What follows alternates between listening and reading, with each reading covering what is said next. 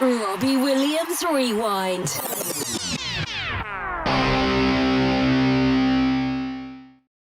Welcome to Robbie Williams Rewind. We are the champions. I'm Matt. And I'm Lucy. And along with help from special guest fans, we take you on an in-depth rewind through the solo career of multi-award winning singer, songwriter and entertainer Robbie Williams. In this episode, we've got a slightly different guest today.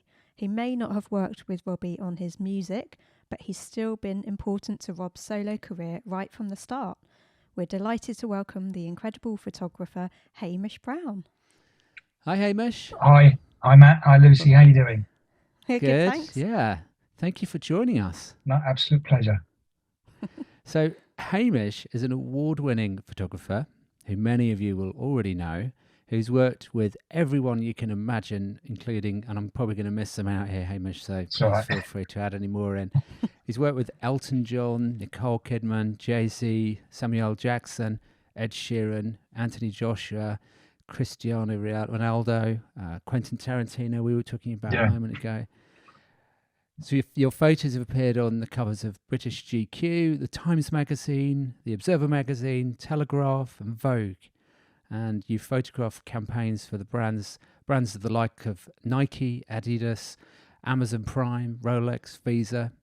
And you can check out Hamish's website at hamishbrown.com to see the huge array of stars that he's photographed, plus some of his amazing shots of Robbie. Yeah. That kind of intro makes you want to bury my head in the sand. But most importantly for us, Hamish has published 2 photographic biographies, one of them being Robbie Williams by Hamish Brown, released on the 15th of September 2000. This stunning book features black and white portrait and lifestyle documentary photos of Robbie in the first few years of his solo career, and we'll talk more about that book in a moment. And just to put in, I have to say that this is probably the hardest research I've had to do for the podcast. having to look at loads of photos of Robbie. Yeah, right. Yeah, it's been really hard. It's taken weeks and weeks. Yeah. Just need another weekend. Yeah.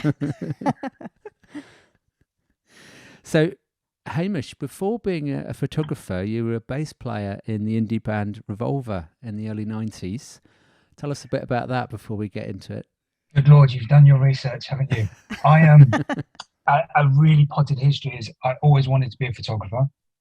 Yeah. And I was playing in bands, as you know, and one of the bands that I then joined ended up getting a record deal. So we kind of had,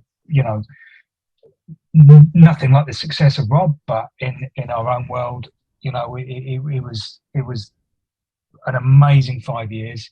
The irony of which is I learned more being in a band, being photographed, than I could have done if I'd gone to university and learned photography, which I couldn't get to do anyway because I was rejected everywhere.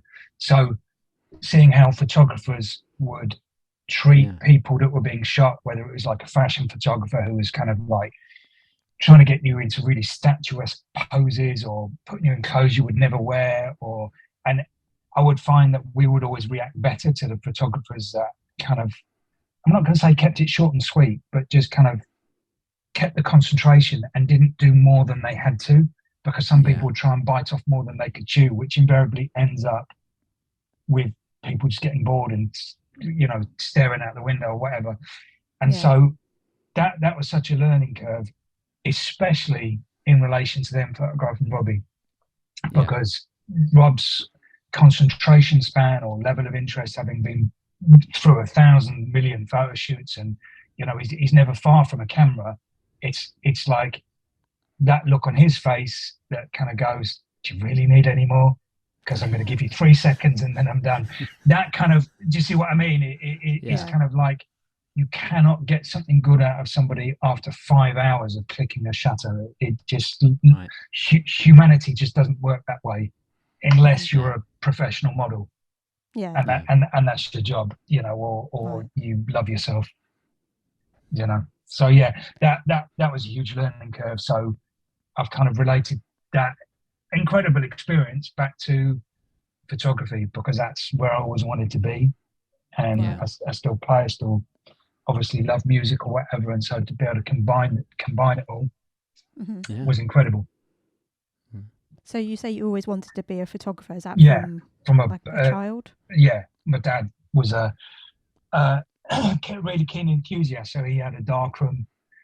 I was printing pictures when I was like 7 or 8 years old with my dad. Yeah. And the kind of weird thing is, he never saw that like that as an education, but he was educating me more than I could ever be educated anywhere else. So and then, not being the most academic, I struggled to get into universities, etc., to do photography. I was rejected everywhere. Got offered a very Mickey Mouse degree, which was about saving teachers' jobs. So I did that for a while, and then the band happened, and the rest, they say, just kind of panned out. Maybe I believe in fate, so What was the transition like from musician to professional photographer? It's kind of, because I knew, fortunately, a few people in the music industry. I would say to managers, I knew, let me shoot your band. Yeah. Couple of rolls of film is all you've got to pay for, so like 35 quid. If you like the images, then you could use them. And there were some small bands around at the time that I was shooting, and invariably unfortunately they liked the pictures. So I was working in a rehearsal studio at the time, and had a little darkroom in there which they let me have. So there's all these little things that you're kind of living off pizza money, if that makes sense. But it slowly kind of gravitated. And then I think one of the biggest things was, there was a photographer that shot my band quite often, or a few times, who didn't like our band, but I really got on with him. And he used to shoot all these bands like Nirvana, Screaming Trees, Mudhoney. That was his whole thing, and I assisted him for a year. And he won't mind me saying, I probably learned not very much off him, other than how to relax people and how to have a laugh. And 30 years later, I still talk to him, and he's incredible. But I don't think he was particularly technical either. And so I just kind of learned how to be with people on a shoot. I think is the best way to describe it. But we had a lot of laughs. It's not serious, really. It's of course it is, when there's a lot of money involved and you're doing an album sleeve on the other side of the world with someone like Rob. Of course it is, but that's got to be even more fun than ever, because if it you're trying to create something that doesn't make it's if you go past a picture like an advertising billboard or whatever, and something's not quite right, photographically or whatever, people won't go, oh look, they've got that wrong. They'll just go, that's a bit uneasy in the back of their mind, and their subconscious will say, I don't like that. And if you've got that on an album sleeve, people will think, I don't really like that, before they've heard it. So that's interesting. That human connection with the people you're working with is so important. I think it is. I think it's almost 99% of what you're doing, because it doesn't matter who you are. If you guys were talking to me and I'm just coming across like I don't care, etc., it's going to make it really difficult. If you're coming at me like, we want all the dirt, then I'll probably sit back and go, hang on a minute, this isn't for me. So it is. Exactly. It's about humanity's the wrong word, but I guess you know what I'm trying to say. It's just about a human connection, and you've got to be able to certainly walk into a room and be able to do something with someone like Rob, to Quentin Tarantino, under quite often quite extreme circumstances, because most of these people don't have a lot of time or necessarily the desire to sit around and have their picture taken all day. If you're one of the best in the world, you're that for a reason. And it's like, if you're a model, that's fine, you're the best in the world at modeling. But if you're the best, of course that's all subjective, but if you're the best singer or whoever, you don't get there by having your picture taken all day. It's there's a balance. Yeah. So moving on to your sort of beginnings with Robbie, how did Yeah. you first come to photograph Robbie? I was working. I accelerated quite quickly and ended up shooting covers for the NME. And obviously, the NME in that era, which would have been mid to late 90s, around the sort of 96, 97, there'd be a lot of live photography involved. And somebody I knew at Rob's label said, we need a photographer. And this was Rob's, I think, and you guys, I'm sure, will correct me if I'm wrong, he did this little 7-day tour, 7 or 8 days, which was Manchester, Hammersmith, Southampton was it. And I kind of did a few dates of that tour. Manchester's where he reappeared on stage with nothing but a bass guitar, which kind of set the tone for the rest. The concert that kind of sticks in my mind the most is the one at Hammersmith, purely because I didn't really know who Rob was at that point. Of course, I knew who he was, but I was shooting Underworld and Chemical Brothers and Primal Scream, Charlatans, all these kind of like cool bands, and Take That weren't in that kind of category. So yeah, I was probably a little bit too old at that point for watching videos of boys with their shirts off sliding around in the rain.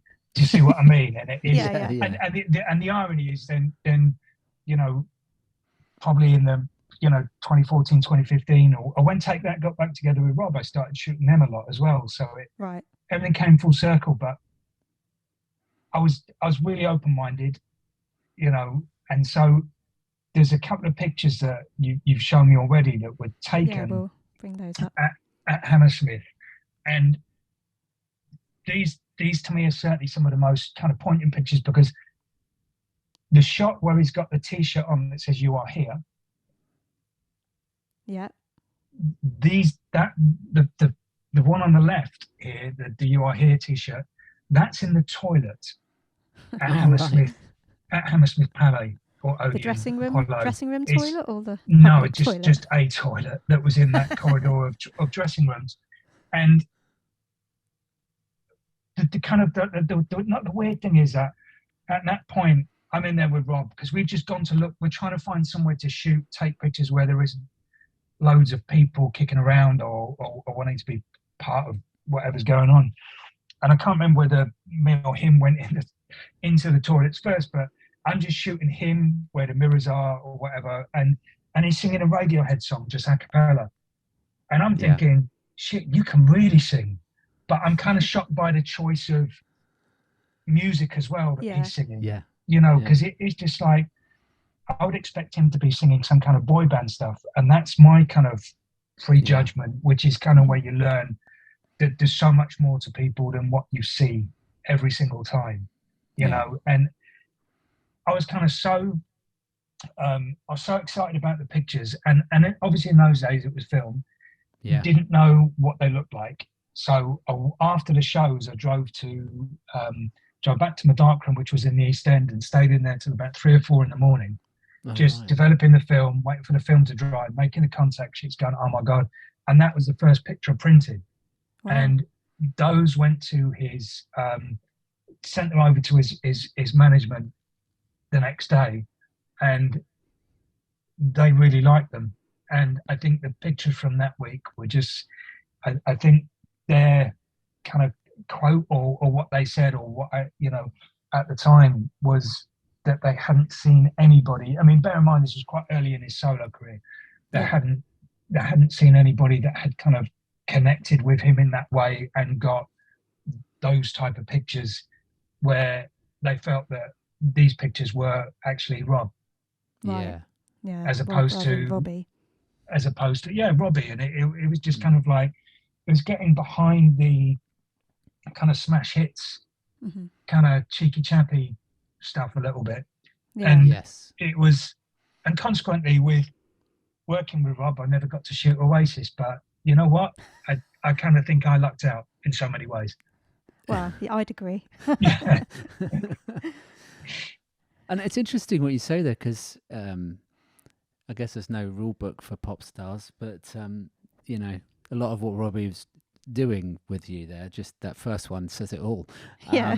Pop stars aren't really allowed to do, or Yeah. weren't. You know, back in Yeah, the day, yeah. there was kind of a way, a code. You know, there was a code that they had to sort of follow, and I Yeah, think he was beginning to break that mold a little bit, which I think, I guess that's why people found it interesting, because it wasn't just the glossed up glam photo Yeah. shoot; it was really him.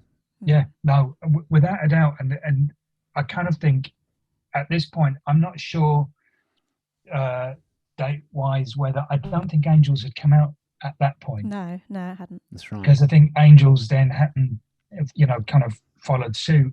And Yeah. while Hammersmith was packed, Hmm.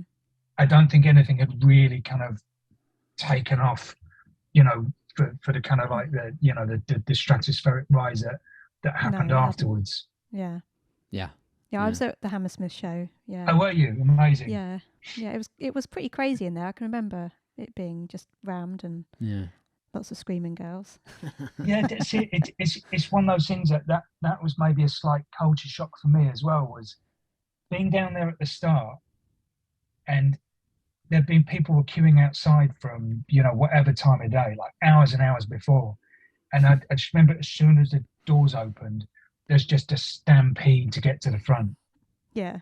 and I'm sat thinking, oh God, this is just like the maddest thing I've ever seen, just because it's kind of like, nothing really is comparable to it, but it kind of felt a bit Beatlemania in that just kind of everything, every kind of molecule of oxygen that he breathed, they wanted to share it with him. Yeah. And it's only over sort of like working through various stages of his career that you kind of realize why. It's like we said before the start, the bloke's a genius. Yeah. Might not be your cup of tea, but he's a genius. Yeah. Yeah. Very true.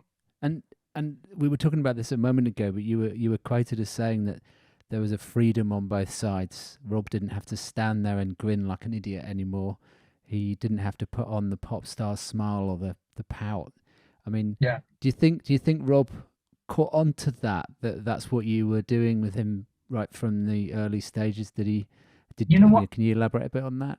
I don't think anybody, I certainly don't ever make that conscious decision No. for anything to be pre-planned and go, Mm. this is how we're going to be. I'm going to be this, and you're going to be that. Yeah. It just doesn't work that way. I think the fact is that it's kind of it's not contrived. Yeah. And it's almost like, I think if you come from a world where somebody has had 5 guys in a band and you're one of 5 and everybody's got their different role, you turn up and you have to be that role every time. Yeah. And he's just done X amount of years and take that, and it is that the irony of covering freedom. Mm-hmm. Mm. It's whether that was the statement they were making or not, I don't know, but the kind of just the irony of that, because it really was, the treadmill had changed. Yeah. Yeah. So how nuts did it become hanging around with him in those in that first kind of year, considering how his star kept rising? Were you often under police escort? I think the only times I really experienced the kind of police escort, I think, was probably coming out of gigs. Yeah. Because there was no other way to kind of get out. I think the first one I remember where that really happened was at Wembley Arena, Mm-hmm. which was 99. I think 99, yeah. And that was, I just remember the tour manager, guy called Andy Franks at the time, who was also amazing, was just shouting at the band to get off the stage and get into the bus and get out of there. It's almost like that point where people are left in the kind of audience thinking there might be another song, but the band have already done a couple of encores and they've gone straight off down the back, out the back door, because otherwise they're going to get stuck in there till 3 a.m. because the traffic, as you probably know, just doesn't move after that. And I think that was, that was kind of one of those points where I'm thinking, shit, this is really big, you Yeah. know, or walking around seeing people sell, bootleg posters of your own pictures of Rob. Oh no. Oh dear. You know, Did you say anything to them? I did because it was like, do you want to give me one of those posters? It's like, fuck, I've made the 10 quid. And I'd be like, yeah, I took the picture. They're like, yeah, go on, you and the rest of them. And show them your tour laminate and go, like, read this. I took that. If you know what I mean? Oh, Just, Yeah. and they'd be like, shit, how many do you want? Come on, yeah. Because that's their kind of livelihood. It's, do I have, I didn't, not that you asked, but I never really had a problem with that kind of stuff because it's always I think it's a measure of success, isn't it, Right. for an artist? If now it's kind of like everybody's phone footage is on YouTube or TikTok or whatever. When they've been to a show, you wind the clock back 25, 30 years, you'd be buying, audio cassettes of gigs in Camden Market of things you didn't go to, and everything became that incredible moment. Now the incredible moments are on you see them on YouTube. You missed a show, it's pretty much like, especially with big artists, it's not wishing to deviate. I'm going to see Bruce Springsteen in June. Oh, right. Most of his live show is already on YouTube most days. Yeah. Yes. Do you know what? It is with Rob as well.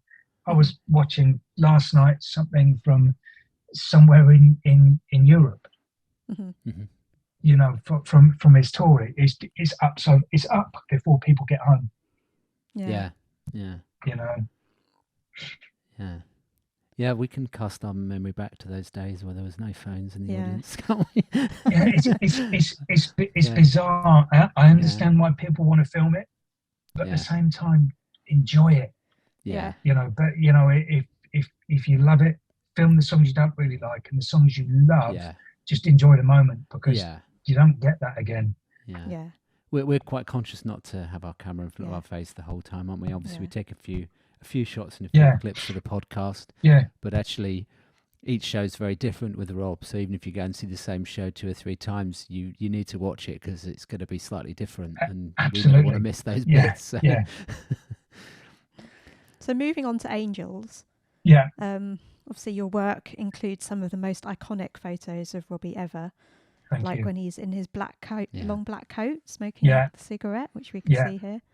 And the cigarette was actually airbrushed out in some versions, wasn't it, at the time? I guess it was, because it encouraged. It ended up on the artwork for various versions of Angels. That's right. And suddenly the cigarette had vanished. And for me, I'm looking at that thinking, God, how did they do that? Yeah. Because that I think then that was a relatively hard retouch. Yes. And it was kind of like, again, sorry, I jump all over the place a little bit with this, because there were 2 days to the Angels video. Right. One, which is the smoking shot, is in Devon on a beach, which I can never remember is Saunton or Staunton Sands. Saunton. And the second day is Paternoster Square in London. Paternoster, isn't it? Yeah. Is it Paternoster? Yeah, something like that. Right, okay. I've only ever, I'm sure you're correct. I've only ever kind of read it on a street sign or whatever. But yeah, being on the Angels was I think was really special, because suddenly you're on a beach and there's helicopters flying around and there's people making circles in the sand or whatever, and because it hadn't gone nuts, it was kind of like a never fight. The video director of Born on Hell, phenomenal. He's done, as I'm sure you know, so much of Rob's stuff, and I've worked with him quite a few times outside of Rob's stuff as well, over the years, and it was just like, the location was perfect, the lighting was incredible, the light that day was incredible. It just couldn't have been. It was almost like everything aligned that day. I'm sure it would still been amazing if it was freezing cold and tipping it down with rain or whatever, because it's the song's so powerful. Yeah. A lot of that day would be myself and Rob's makeup artist, who was kind of always been really instrumental, certainly with me in kind of like getting results, would be trying to pull Rob over to the side just to grab some pictures. And Right. then somebody would be on a radio going, "Where's Rob? We need him back on," And there's so many pictures, and this kind of goes through all my time with Rob, especially on videos, of almost the pictures that never happened. Yeah. Because you've just lined everything up. Somebody's going, Rob to set or whatever, or he's just not arrived because he's gone somewhere else. Yeah. Which is that could provide its own day of stress and comedy in equal measures. But the shot on the left was just literally just myself and Gina, his makeup artist, just going, "Oh, let's do some here." And I think there were like 3 frames, and that was it. If that might just be, I think there's only 1 or 2 frames of that shot, and that was the one. And it goes back to what we mentioned earlier about learning to not overshoot, not waste people's time. And if you've got it, not that I had any idea, just move on and let them go. Because if I'd stood there and shot them all day, that shot may never have happened, because I might have been thinking too much, and it takes instinct out of the equation. Yeah. Yeah. So was there like sand flying everywhere with the helicopters? Yeah. Do you know what? When we talk about removing the cigarette, a friend of mine who printed that and kind of like worked the file up, I think he jokes he removed about 2,500 grains of sand out of Rob's hair for that picture, because everything was covered in sand, especially Rob, because he was generally underneath the helicopter with sand going everywhere. So yeah, that coat wasn't the best thing for getting sand all over. So it's just I don't know how many years ago it is. 30 something, is it? 97. 97. Yeah. But it's kind of like it's memories you could never buy. Yeah. It's to me they're kind of priceless. It is just like, what an incredible time to be. Yeah. We can blame my brother's ex-girlfriend's dad. He was one of the pilots of the helicopter flying around on sands. So, wow.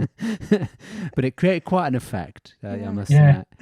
And your choice of, or I don't know if it's your choice, but shooting in black and white. I think that's something that you love by the looks of your work. Yeah, What's the significance of that to his image at the time? Was there? Tell us about that. When we talk about everything being instinctive and nothing being kind of contrived or premeditated, one thing that I did push to do a lot, and would be a real fight with a record label, would be to shoot black and white. Yeah. Because it's not like now where you have a color picture and you make it black and white. It was you made a choice, color or black and white. And a lot of the kind of like iconic photographers that I loved and still do love, the vast majority of their work was always black and white. And that would be photographers like Richard Avedon or Peter Lindbergh.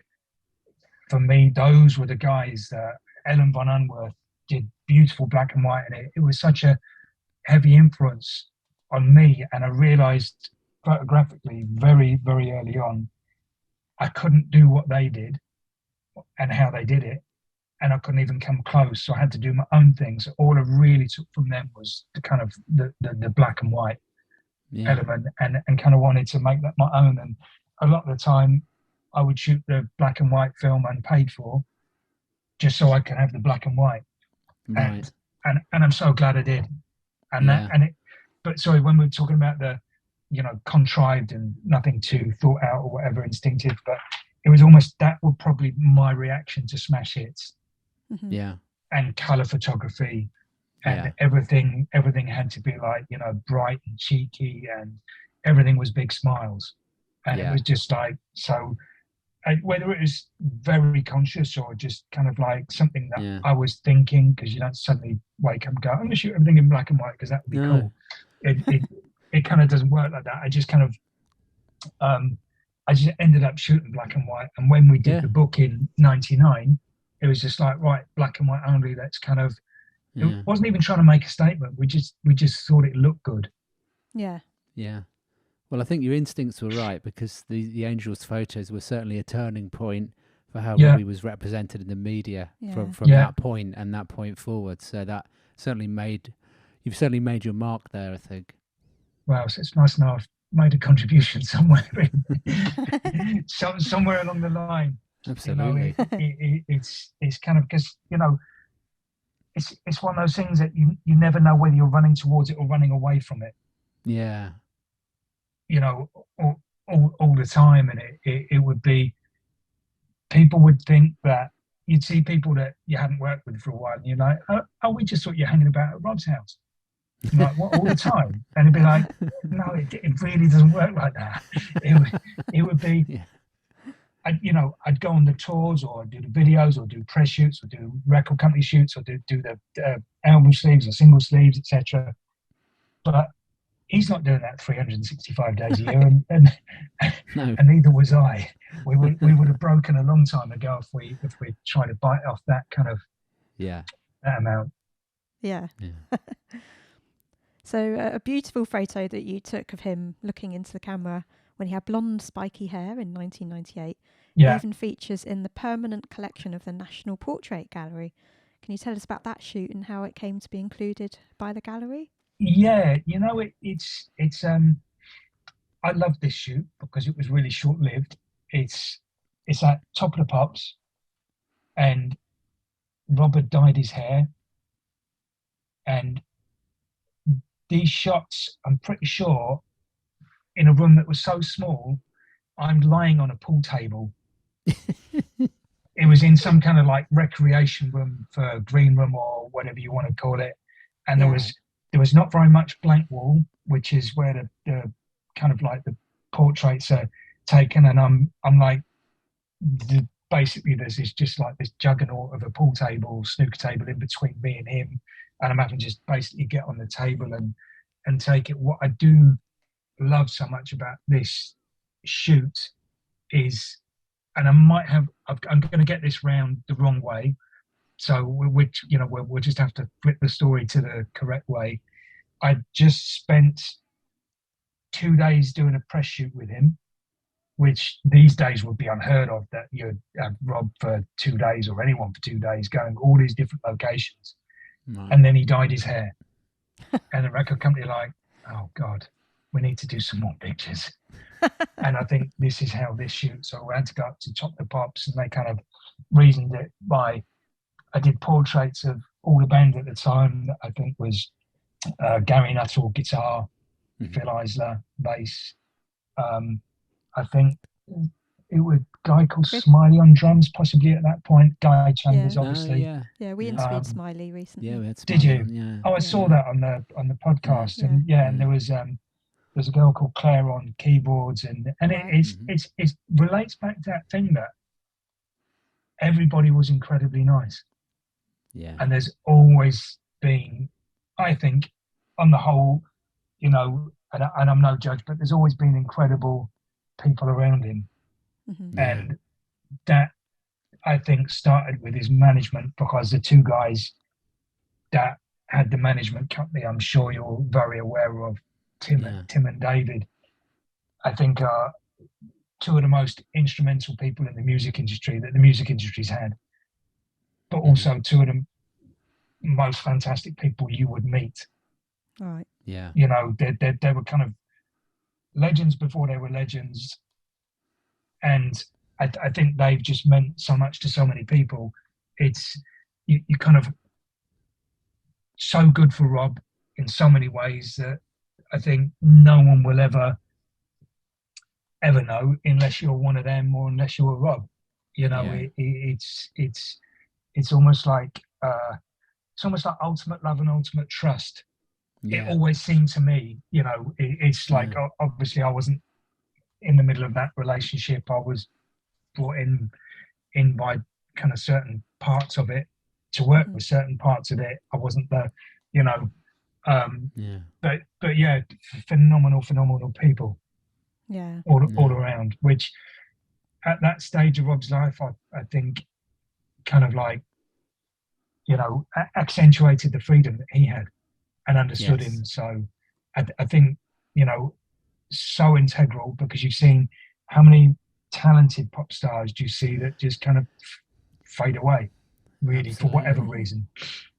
Yeah. Absolutely. And I think we've heard Rob say about, he uses the word safe quite a lot. And I think obviously he was, he had his own challenges and problems through the years with addiction, but I think his management team and the people around him made him feel safe, and I guess that helps when you're working with him. If he obviously felt safe with you as well, and was able to sort of express himself and be himself, even though he's a wonderful actor and he can pose pretty much any way you want. I think it's sometimes more difficult to be yourself when you're like that.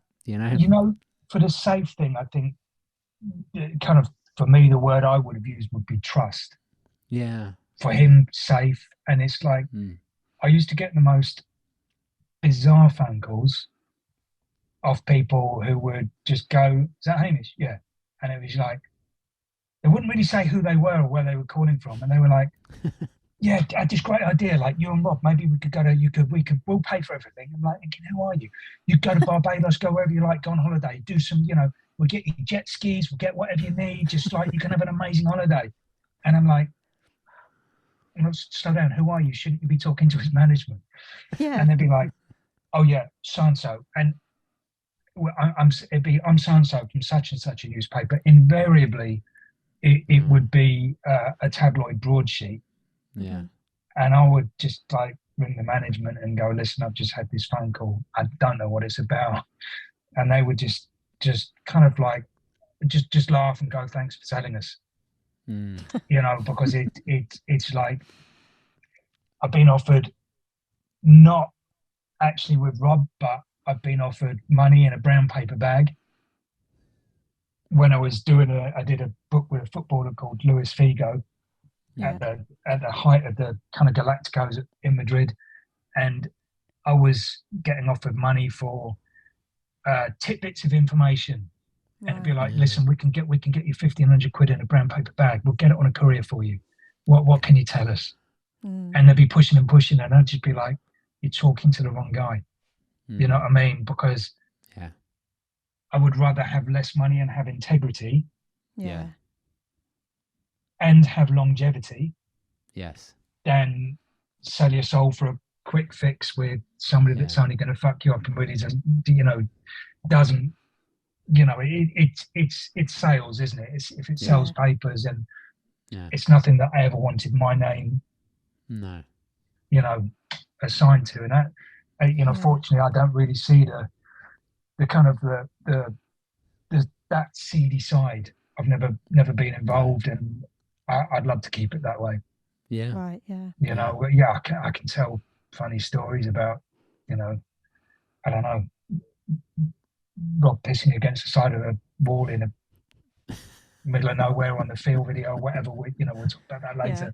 But do you see what I mean? Because there's nothing incriminating. It's not offensive. It's and it's without diverting too much. When we did the book, I had to go on the Big Breakfast at the time to talk about it. Oh yeah. And I'm sat on the Big Breakfast sofa sat between Carmen Electra and the singer Anastasia. Wow. And there's like makeup artists running out, putting makeup on their knees. Like, what? It's kind of like, and it's Richard Bacon, and you get given all the questions beforehand about the book, and everything's very clean and safe. And then Richard Bacon live on air changes all the questions. At the end, because he wants to get, and he's literally going, "Come on, give us the dirt. Tell us something about Robbie we don't know. Give us the dirt." And I'm just like panicking in my head, like, God, what can I say here? And they're trying to go to an ad break, and he's trying to squeeze some dirt out of me, and I just like, when his favourite food is sushi, and they cut to an ad break. Because what can I say in that situation? He's.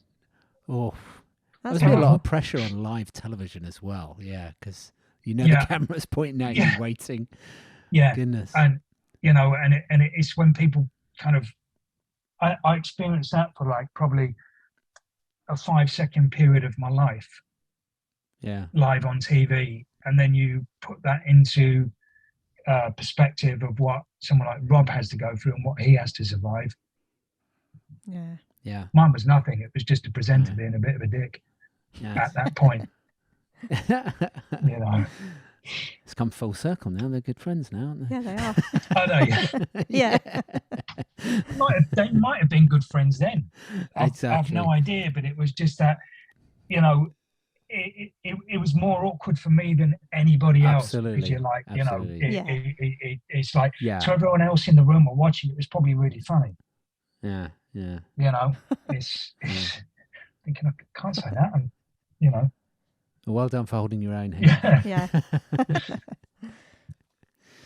So apparently Rob really liked these blonde photos. Did he? Oh, do you know what? Yeah. Actually, it's because a lot of this is a massive memory jog for me as well. There's contact sheets that, you know, would have each image on, you know, like a kind of bit bigger than A by 4, and like each image of the film was printed on this sheet so they could pick from them. And I remember one of these sheets, and I'm pretty sure it was probably this one. It had Rob Likes All written on them. Yeah. Oh, right. And that was just like, wow, you know. And I think that was just like, and that's, to be honest, that's one of the things that makes me buzz as a photographer. Mm-hmm. Yeah. Is if the talent or the person you're working with likes it, then it's just like 1,000% of my job done. And it's not a job, it's just something I do. And that goes back to when people walk out of a shoot and they go, oh, thank God, thank you. Thanks for making that so easy. I'm just kind of like, I didn't do anything. Do you see what I mean? And even though I did, because I've gone in there with the purpose of everything being so prepared, that they shouldn't feel like it's like this laborious chore, or it's another photo shoot. And, you know, I'm no comedian, but I just want it to be relaxed. And I think on the whole, a lot of Rob's videos were always relaxed. There's always that time pressure, but it's just, you know, if you've got the big shouty people that are just making people like on edge all day, that will show whatever you're doing. Yeah.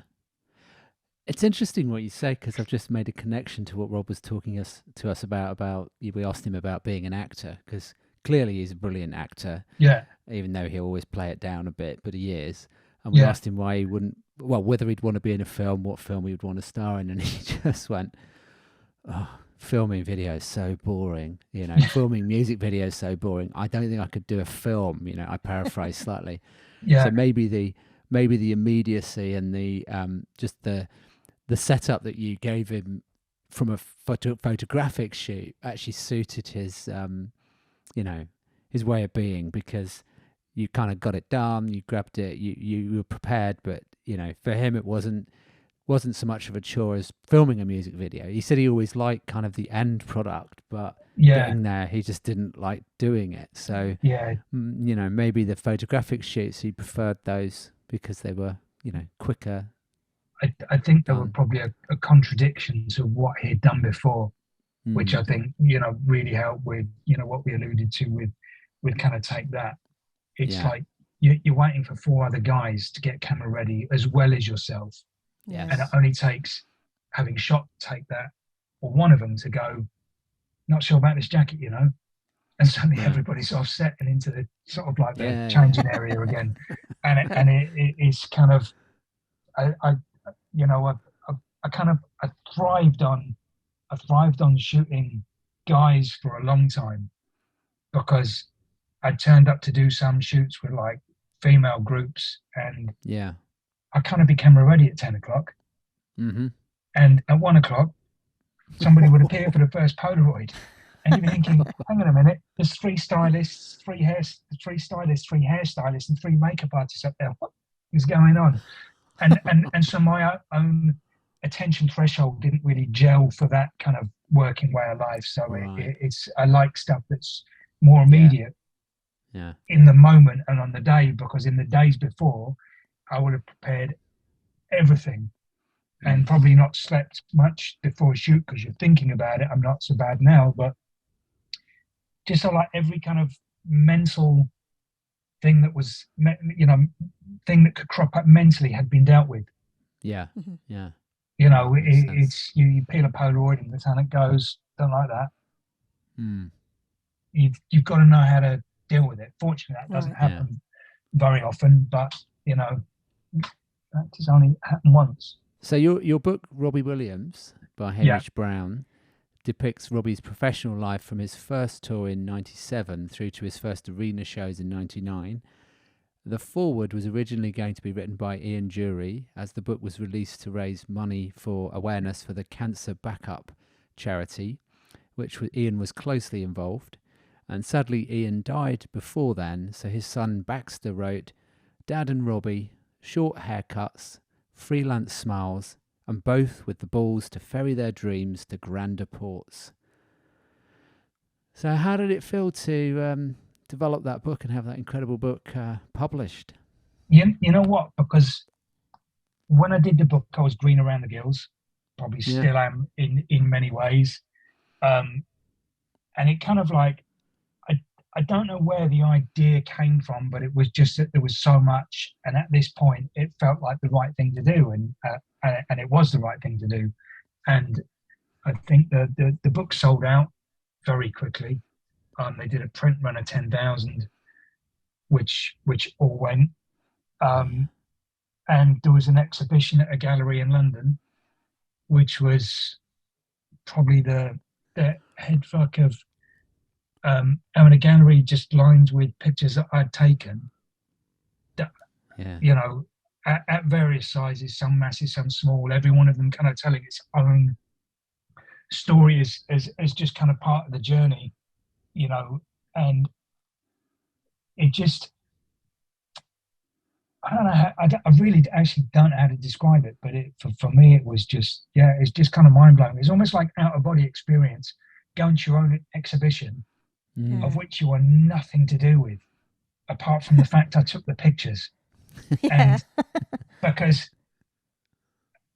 I always knew that whether the pictures were brilliant or not, very few people were going there because of anything I'd done. They were going there to see their kind of icon, their hit, icon hero, the person that they loved the most or loved the least or whatever. It was just like, there was this just like Robbie Williams event, and kind of, for 5 minutes had that kind of like doing interviews with London radio stations, or there was a cartoon strip about it in ES magazine, which my wife tracked down the cartoonist and actually bought the original off, which is behind the sofa somewhere in a frame. But but you know what? What an incredible moment. I kind of, I think as any kind of artist, you wish you could live those ideas again, or those times again, and you could kind of have them on repeat. It's almost like, I guess, because it took so long to put the book together, it's almost like releasing your own album. Because you don't just chuck the pictures on a page. No, it's kind of all got to be thought out, and it's all got to be paid for, and it's fortunately you don't become, you do become reliant on people as part of the team, to kind of make this kind of stuff happen. I would love to do another book, because at that point I didn't know whether that I would be carrying on shooting with him. You've no idea how long that journey would last, and I was lucky enough to have the best part of 10 years, which in the back of my head is now a book that could be, I don't know, could be called Decade or something that would be, again, all those cool shots. It's there's a video in Blackpool we did, which advertising was space. You're just perfect for this interview, because you've got so Advertising Space, which was directed by, is that Vaughan? No. Who directed that one? Oh, we covered No. that, didn't we? I can't remember. Does ring a bell. It Might- does It ring was a bell. it was David LaChapelle, Yeah. and it's just like on that you've got an ego in the room that was bigger than Rob, as in David LaChapelle, Right. and so I wasn't allowed to take any pictures of Rob that showed LaChapelle's set. So Yeah, I did I notice had that. yeah, and so I had to find everywhere else to take pictures of Rob. So most of it is in a kind of like what was what becomes his dressing room in the theatre that we were shooting in, and a lot of those pictures you look at them and you're just going, fucking hell, this is so cool. Mhm. These pictures, but they kind of don't get chosen the same way that the kind of like the more commercial images would be. Yeah. And so I'd love to just be able to go through everything, just pulling out all those shots and just, you know, and to do another book, because I think clearly there's still enough people that would want to see it, but it's also that you don't want it all on Instagram. No. Because yeah, it'd be amazing. Instagram's kind of like gone in a second, and I still maybe I'm old fashioned, but I still like to take photographic book off the shelf and just look at pictures and kind of relive. Yeah. You know, you can't beat picking up an actual physical book and absolutely. you know and flicking through and pausing and somebody someday will go, look, I've invented a book, and everybody will go, oh my god, that's mad, you can hold it. Look at that. I'm getting screen burn on my eyes. You know. All of our photos still go into photo albums, don't they? Yeah. The favourite ones. So But something nice about that. It's such a nice thing to do, because it's just there. You know, you hang a picture on a wall for a reason. You know, but because you love it. Well, might be timely to think about your next book. Yeah. Obviously, he's got a lot going on this year with the Netflix documentary and the biopic coming out. So, his profile's gonna go even bigger than it currently is, isn't it? I think. Yeah. You know, I'd love another book. And it's kind of it's almost like what you said earlier about kind of when we're talking about angels and those pictures, like of having kind of made some kind of mark. It's almost like you kind of want to just show the rest, you know, and maybe some of the people that were involved who would just be part of that kind of like documentary. Yes. You know, he there's always been so many great people that he's worked with, I think. You know, that kind of people tend to always felt like would park their ego at the door and just go in and do an amazing job, and that would be your kind of Vaughan Arnell or as the video commissioner Carrie was just like a lineup of beautiful souls. You know, they might have just been, you know, I'm thinking you're amazing. They might be thinking God is a twat with a camera. Do you know what I mean? You don't know, but there is certainly a lot of people that you've kind of connected with through the whole, you know, and it's kind of like what you say about knowing people that are big fans of Rob and how everybody just kind of gets on. And it's, you know, I've not shot Rob for, a long time now, but I still know if I see various parts of that jigsaw, it's, you know, there's still an amazing experience to be had or shared, you know. Yeah, absolutely. So the book is very much a reflection of Robbie's career at the time, showing him on stage and with lots of crowd shots, some portrait shots. So why was it decided to do it entirely in black and white? I know obviously you like it, but I think because I like it, and I think it's back to the separation again from that kind of the kind of pop star kind of sensibility and almost that rule book that has been written that kind of says if you're in a boy band, everything's got to be really glossy and in colour and smiley and, you know, whatever. And it was just more just kind of showing the grit, I suppose. Grit. Yeah, it's like backstage corridors in Wembley that are lit by some, you know, knackered old yellow fluorescent tube, Right. and it kind of like, it kind of paints that atmosphere, and it kind of removes it from the reality as well of, oh look, that's, you know, the color red and that's green. If you remove those things, it kind of gives everything a little bit more longevity, and it doesn't date the same way. Yeah. You know, it's just there's a certain kind of coolness about it. No, definitely. Yeah, absolutely. And probably because Rob had his arse out an awful lot of the time, and I don't want to see a pink arse looking at me when I'm printing in the darkroom. Yeah, that's a good reason. Yeah, You know, that photo and- on the left there, it does have a tendency to get his backside out, Doesn't he? do it so So- much now. And I'm trying to remember what show that was. It was a very early show that Sky, I think, broadcast live Oh, the Forum. at the Forum. I And don't so, think that's that one. is that because, not that one in no, that case? because in that one, Wembley?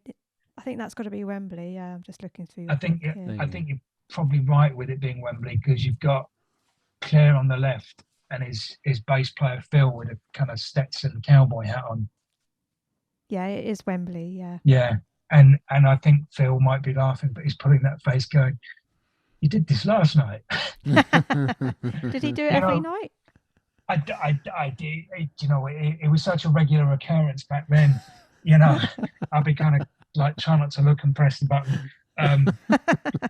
You know, and it'd just be like, but it'd be moments like that the kind of roof would come off with a crowd for all the right reasons. Yeah.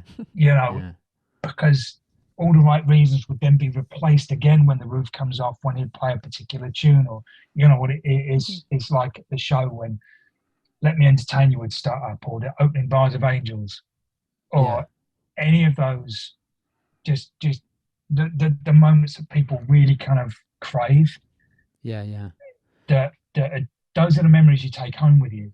It's not the arse. The arse is part of the show. No. You know, That's arse Robbie is the show cheeky for some chappy. people. Yeah, that's the kind of cheeky champion, and that's what works. But it's almost like a cover up's the wrong word, because it is uncovered. But it's like sometimes you feel like the kind of the fooling around was almost like a detraction from the brilliance that was really happening.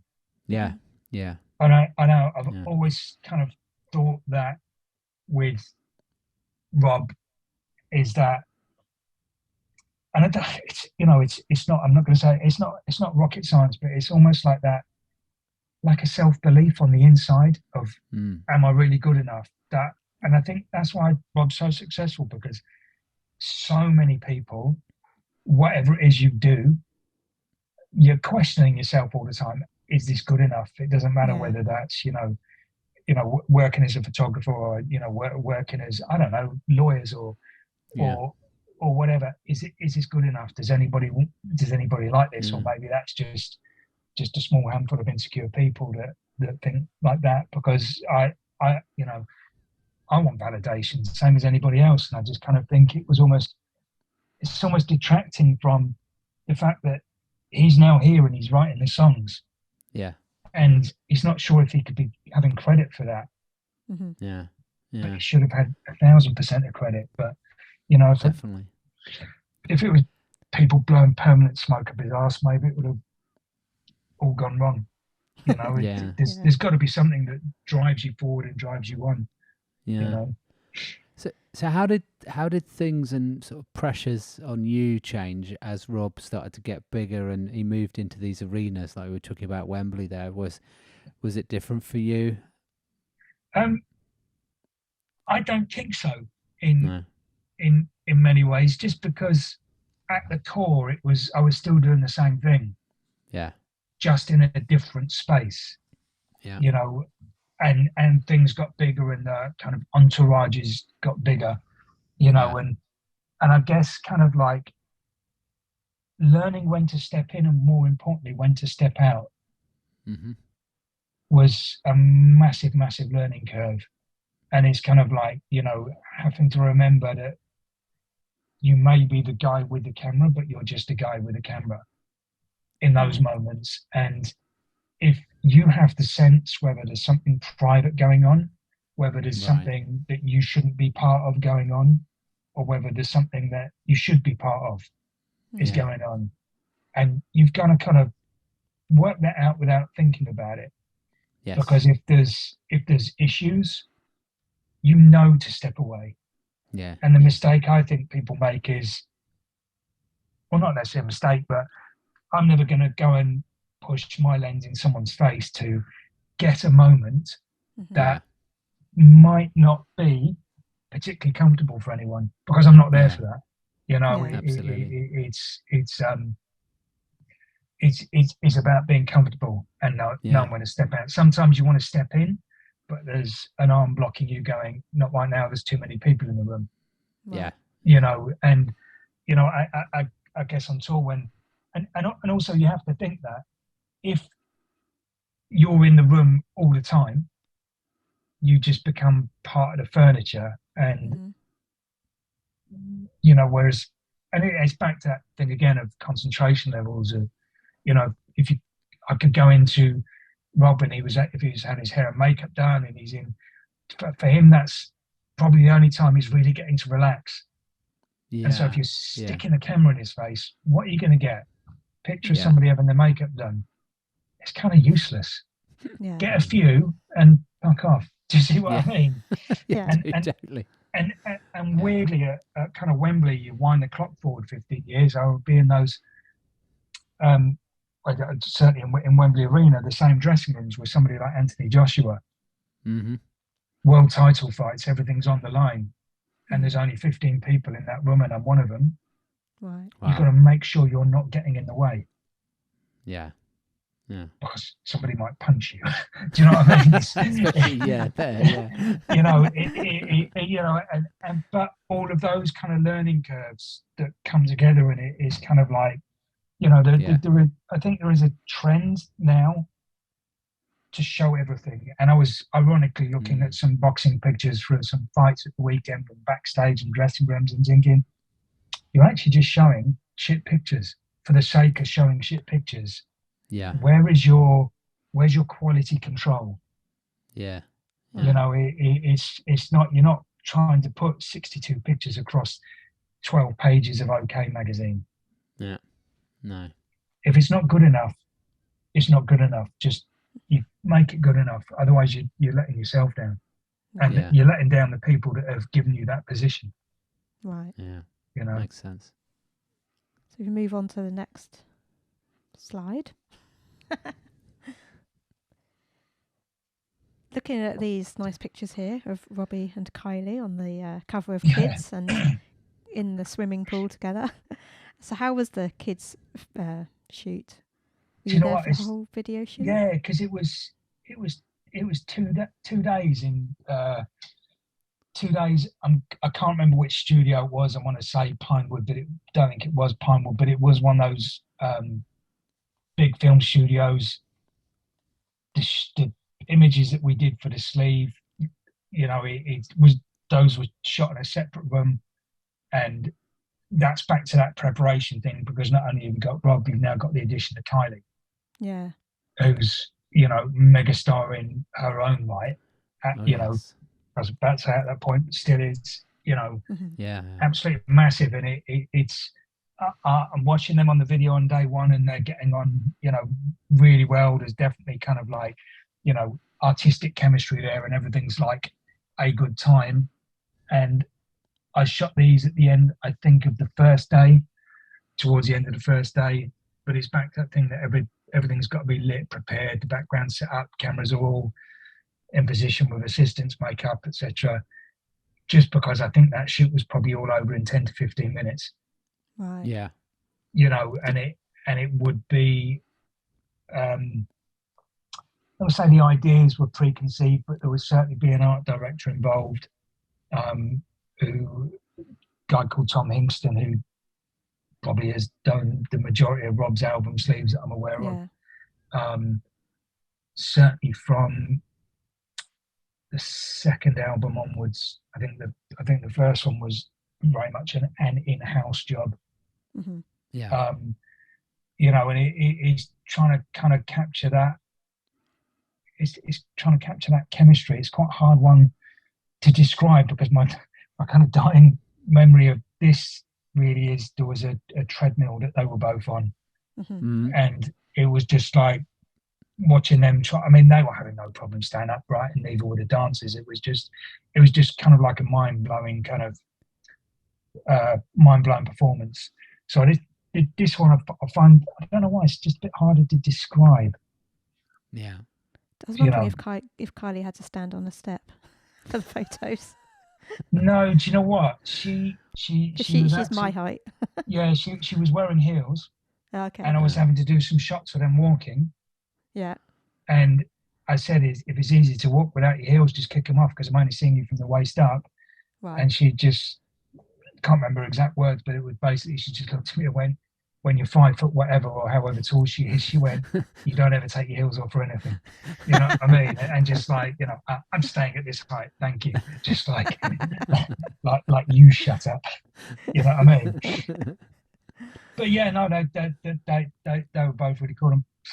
I think that was directed by a guy called Simon Hilton, I'm pretty sure, which was like a departure at the time, but it worked really well. It was I mean, it's a massive song, isn't it? Oh, yeah, I love it. Huge. It's almost another one of those songs that whoever you are, you know it, wherever you are, and you hear it on the radio all the, you hear it on the radio all the time, certainly then, but you'll still hear it now, and every generation connects with it. Yeah, absolutely. But yeah, no, certainly very cool, and it's part, I'm not going to say I was ever intimidated, but, and I'm not going to even remotely say she's intimidating, because she's not. She's lovely. But when you ask about the pressure, I probably felt the pressure a little bit more here, because it's like, at that point I know Rob, but I don't know this other person that has come into the equation and is kind of like, not upsetting the balance, but the whole kind of whatever has changed, and but you have to keep them both happy. Yeah, absolutely. Yeah. So from one glamorous lady to another. Yeah. So you were also there when Rob and Nicole Kidman filmed the Something Stupid video. Any overriding memories of that you could share? Yeah. Do you know what? Because this was in a big film studio in West London, and I just remember there being like absolute monster security covering every door exit, because the jewelry that she had on in that video was like, all sorts of figures being banded around, but she had we're between like 1 million and 5 million. I've really got no idea, but let's just say there were some big guys in black suits. When you hear that in the morning, it's kind of scary. Yeah. Do you know what I mean? It's just like, because if the security's there for a reason, and they probably weren't so bothered about the talent. They were bothered about bothered about little, bits of glass called diamonds. But yeah, it was, like everyone, Nicole was really nice, down to earth. Obviously I don't get to sit around with her for hours on end or whatever, but you kind of do chat, and it was really cool, very Christmassy, that wasn't it? It was. Yeah. Christmas number 1. So you also shot the Swing When You're Winning album cover, and originally it's going to be a painting by Peter Blake, but your Frank Sinatra styled photos were used instead. Wow, how do you know that about Peter Blake? Robbie said it in his You Know Me book. They shared the original painting that he did. Yeah, when you talk about pressure, this is kind of where I think I probably did feel the heat, because obviously we've all flown out to LA. It's being shot in Capitol Studios, where Sinatra recorded. Oh yeah. And there is that kind of like American element of, people handing out like the manuscript music has still got the original dust on it from 1960 something when so nice, it's kind of like only in America. But the one thing I would kind of say with this is like that shoot in particular had such a brilliant team on it, from assistants that I used in the States that I still know now, that are kind of become certainly one of them, two of them become lifelong friends. Again, we've got Tom, the art director, Tom Hingston, who's probably, for me, one of the most highly regarded kind of like creatives in any creative industry. He's across the board, and just like being able to go from each setup to set up, from the covers actually shot through it's one of those perspex screens that you see in those old school recording studios. Oh yeah. And it's and I've still got a book of Polaroids.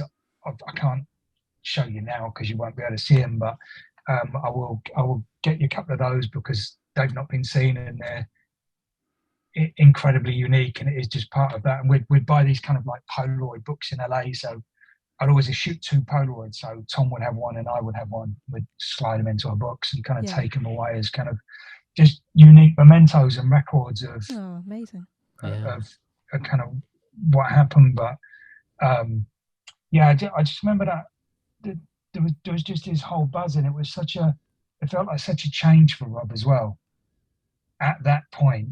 And people going, it's almost like he permanently wins over the naysayers, if that makes sense. So it's just sort of like people don't see this coming, and suddenly this record comes out, and people are like, shit, he can sing. And it's like, no, he could always sing. Yeah. But now you're hearing him sing songs that you like, or whatever. I'm sure it had detractors at the same time as well, but I tend not to listen to those people. It's positive. But yeah, just again, it's just a brilliant time. Yeah. Well, it looks great. I like how he had the sort of blonde streak in his hair. It looks quite funny. Oh yeah, do you know what? I've forgotten that was there. Yeah, because I think he had just had that in his hair, and obviously on a normal day to day it would look quite cool, but because it's all swept over. But also, you know what? Going back to what you're saying about Rob Connect, I think this is just kind of like underpins that in so many ways, because when he puts those clothes on and does his shoot, and there's a theme and a style, he's straight into it. Yeah. He's so at home with swing, and we've talked about this on the podcast. When he did the Albert Hall show, he's just there's an energy that comes about when he's doing swing that's just not the same, is it? When he's doing other stuff, it's different. You know what it is? It's enjoyable.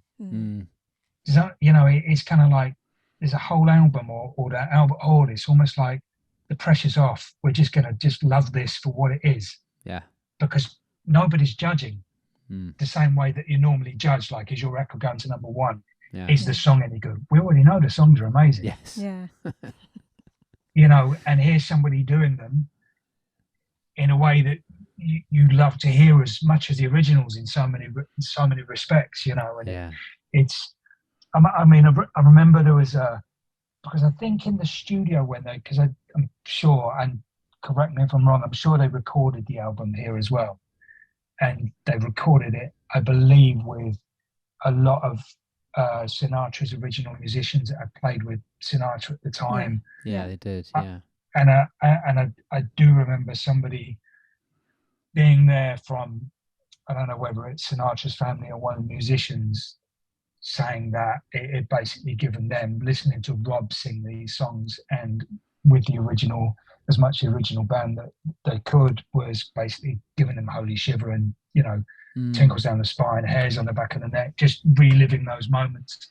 Because it's kind of, I don't know whether to say this or not, it's as far away from karaoke as possible. Does that make sense? It does. He's doing brilliant versions of this, Mhm. rather than somebody just on some kind of talent contest, so to, or down a pub having a laugh.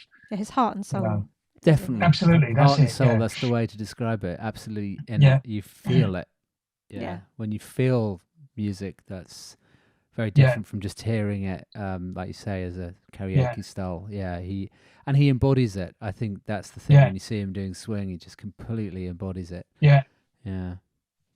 And those Albert Hall shows were fantastic. Oh, Yeah. unbelievable. Yeah.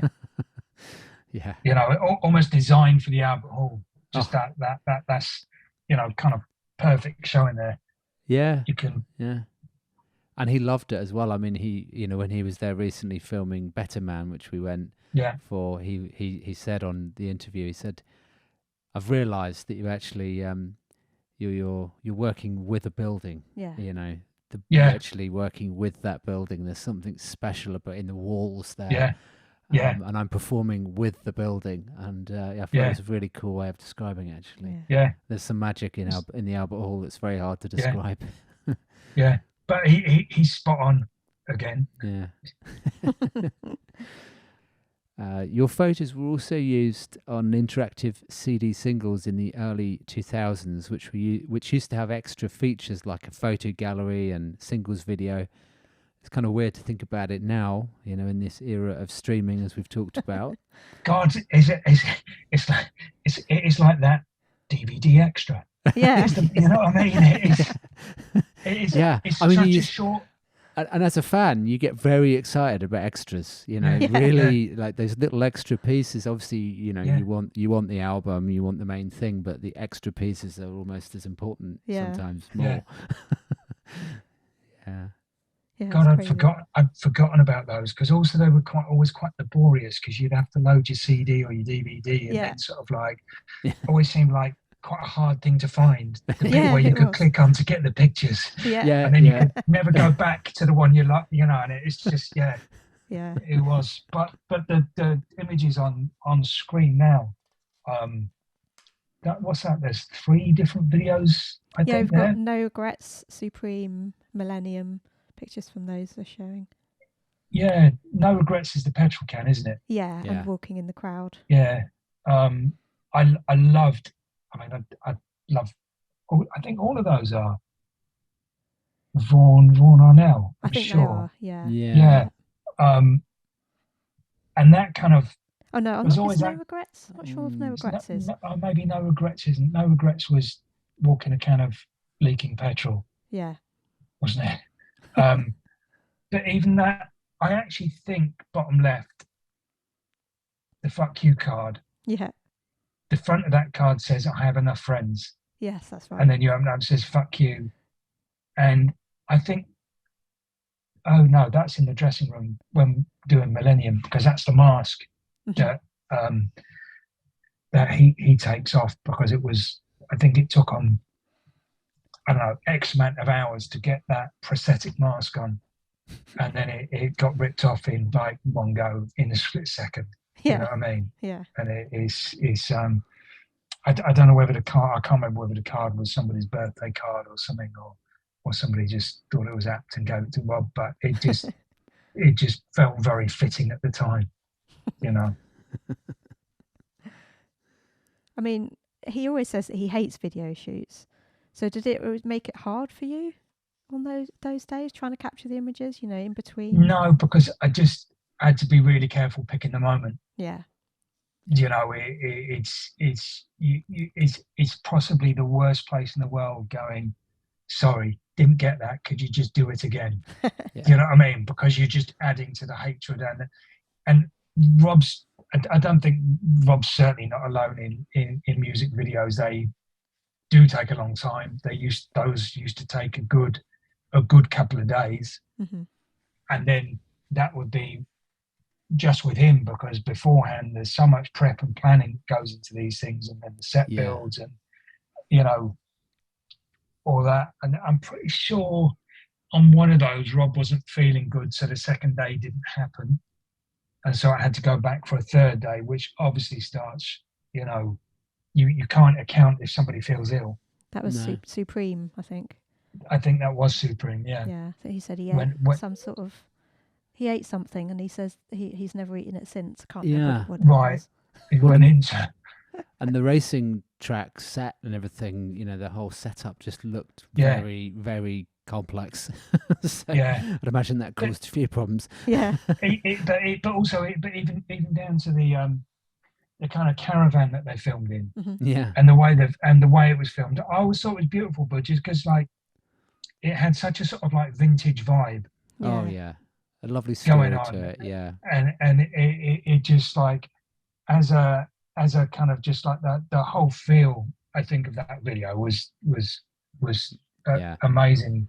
Going back to the eating food, one of the kind of wake ups was on the Angels video on day 2 in the square in London, right. and hearing Rob shout, "Can somebody get me a tuna melt?" I'm thinking, what the fuck's a tuna melt? And how can he stand there and just shout for tuna melt and somebody bring him a tuna melt? Somebody went off and got a tuna melt, you know. And it wasn't shouting in a kind of like, you know, diva-esque way at all. But I always remember going back, his managers saying, if you've got somebody, and I'm going to get their kind of quote wrong, but it's so astute and so simple. But they're saying, if you've got somebody going out on stage in front of 30, 40, 50, 60,000 people every night, and they need something in their dressing room that makes them comfortable, even if it sounds ridiculous, if they go, I need an elephant in my dressing room, get them an elephant. Yeah. Because, you know, when the bell goes or whatever, when it's stage time, they've got to walk out there in the right frame of mind. Yeah. You know, and if you've got somebody that's kind of been sat there with, you know, a packet of stale Pringles and a bottle of warm water, you're not in the mood. You know what I mean? So it's just like, I was remember thinking, shit, what, you know, tuna melt. Can be a tuna. How can you melt tuna? But it's a toasted, melted tuna sandwich of some sort, I guess. I guess You know what I mean? I just loved that. It was just the kind of audacity of shouting for what I need, you know, in a jokey way. Yeah. So Rob once said that the only photo he has up of himself in his house was the one that you took of the Phil video shoot, the one of the horse rearing up in the middle here. Can you tell us more? Yeah, do you know what? I will say that Phil is, everybody has a personal favourite, but that was always still is my favourite. It's my favourite. It's just like, there's something about the song that's got absolutely everything. I know we're not talking about music, we're talking about pictures, but No, tell us. just the you know, the piano riff on that is just like, it's spine tingling. Do you know what I mean? And it's just like, I will never not want to hear that song if it's on the radio. You know, it's but this the video, you know, the kind of takeaway I think from this was just the fact that we're all up a mountain, seemingly in the middle of nowhere, in the most breathtaking, beautiful, stunning scenery and just the cleanest air on the planet. Yeah. And just thinking, fuck, whatever. But you know, just look at this. We're right here. And the irony is that thinking, we're up a mountain, no one could run away. But Rob was running away all the time, and we'd be, you know, because it's very, very long days, and it's pre-dawn till dusk and beyond, and it'd be like you'd be halfway up the mountain and you'd be wanting to take a shot with Rob, so I'd be there and I'd be like, you know, I'd probably set up a portable light or whatever I got just to kind of make the shot work, because I'd been told that in half an hour Rob would be with you, and then you'd look round and you'd see him in one of the location vehicles zipping down to the next location, going, "Where's Rob? Oh yeah, no time. Can you move on?" And it'd be this constant sort of like scrabbling around with all your equipment, setting up, breaking down, setting up, breaking down, setting up, breaking down. Sometimes you would kind of like end up with just a Polaroid, and then somebody would shout on the radio, "We need Rob now," and he'd be gone. Other times, he'd be going past, like looking at the car, kind of giving you that look, like, "Yeah, sorry, mate." Do you know what I mean? And then there was one place where because it was cold, we'd set up basically a shot in a barn that was half upside side of the mountain, and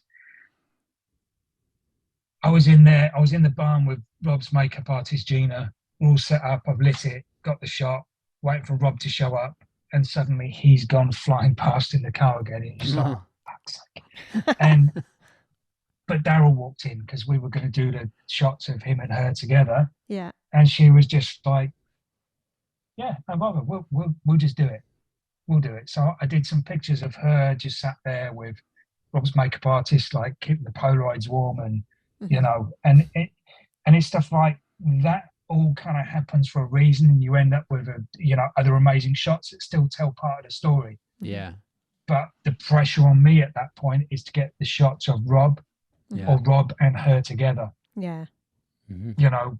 But it was just kind of magical. Also, I don't know if Rob, going back to that horse shot, which is also one of my favourites. It's one of those ones that every so often I'll put it out on, Instagram.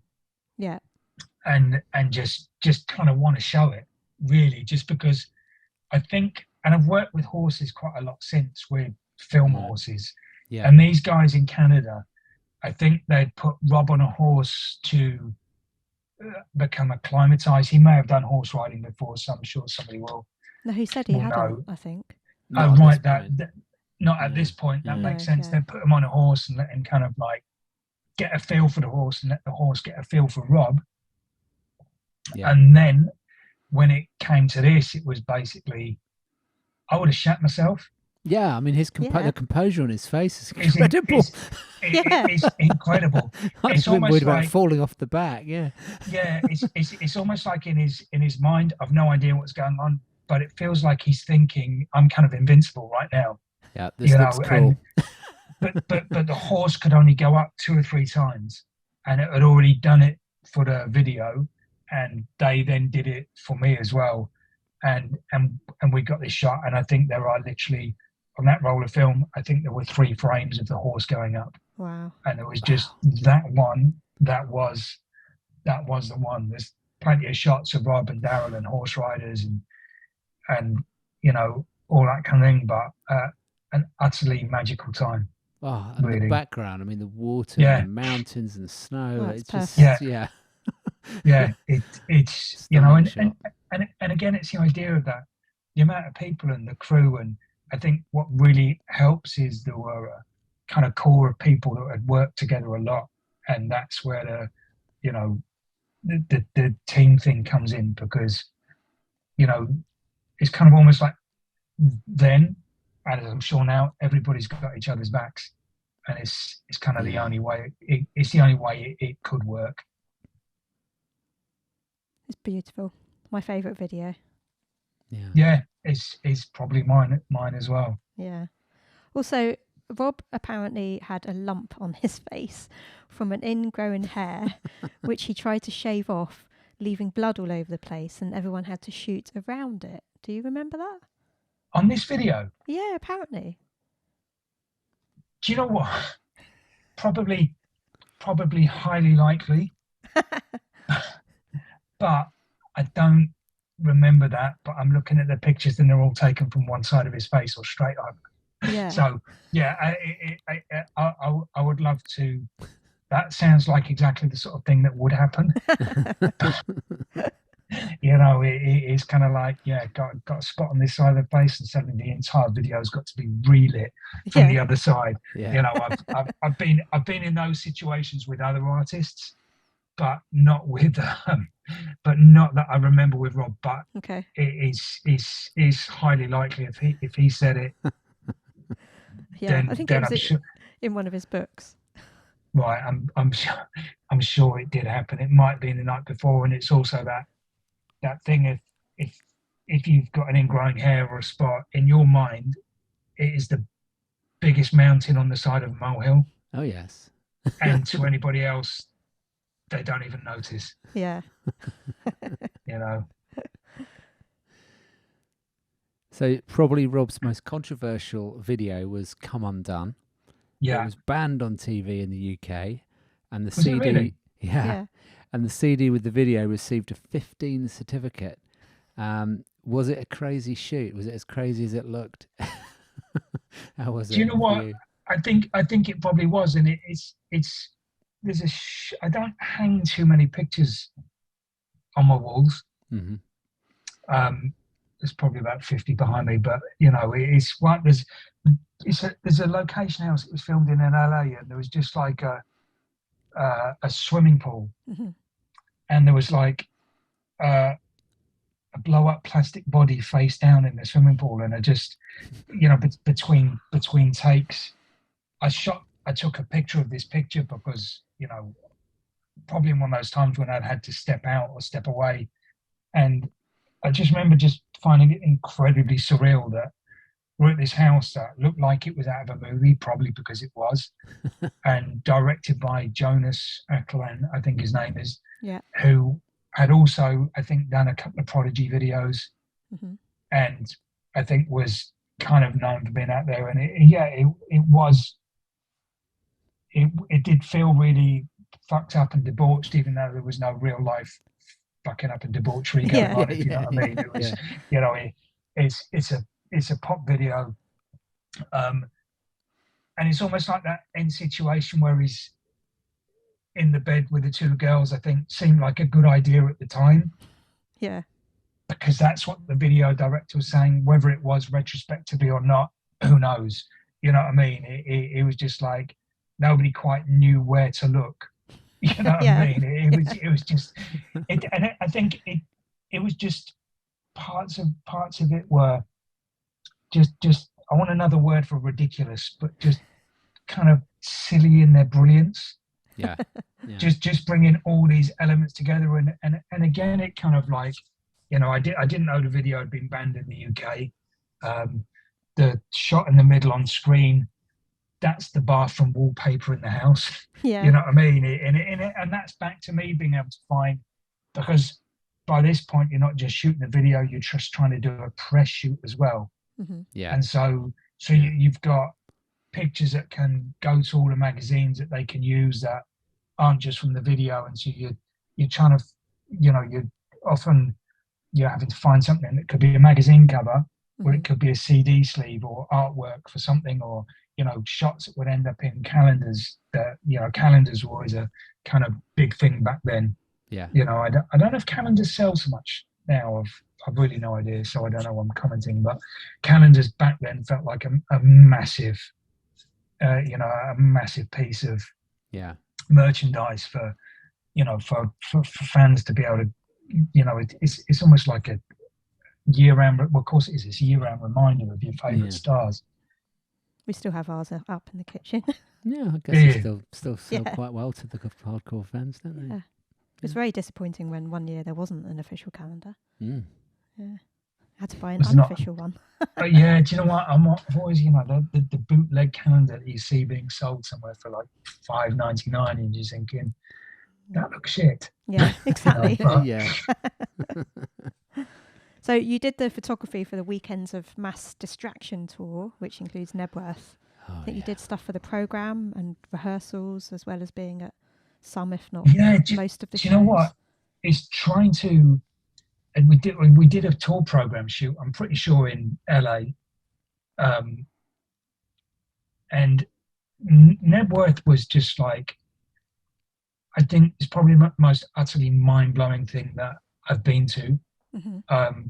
Not only were there times that I flew in the helicopter, there was times when Rob flew into Nebworth in a helicopter. I was in a second helicopter that was higher, looking down on his helicopter, purely for the purpose of getting a shot of his helicopter over Nebworth.